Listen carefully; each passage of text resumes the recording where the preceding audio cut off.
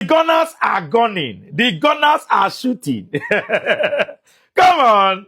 Viktor Gyökeres. At least you don't bang your first goal, which is very, very important. You see, this season, I'm supporting Arsenal. And the reason is this. I think and I believe that this is Arsenal's season to win the league. That is my belief.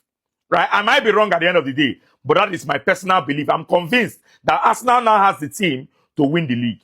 Look at that bullet header from Viktor Gyökeres now. That's proper striker's instinct. Look at the way he drifted away from his defender and his marker and bulleted that ball into the back of the net. Striker. That's what you need from your striker. Score the goals. And this is something that Arsenal lacked last season. Now they have it.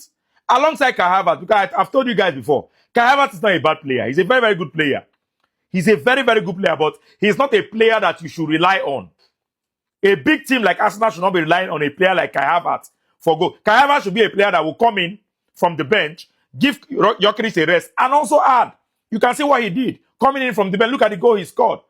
And Bukayo Saka will always be Arsenal's most dominant threat in attack. If only Arsenal can reduce the workload on Saka and bring in another winger that can do the job. I don't understand the signing of Madueke. Sincerely, I've watched that guy. Like, I don't understand that signing. Rodrigo is there. Real Madrid is willing to sell Rodrigo. You look Rodrigo finish. You ignore Rodrigo. You go sign Madueke. I don't get it. I don't get it.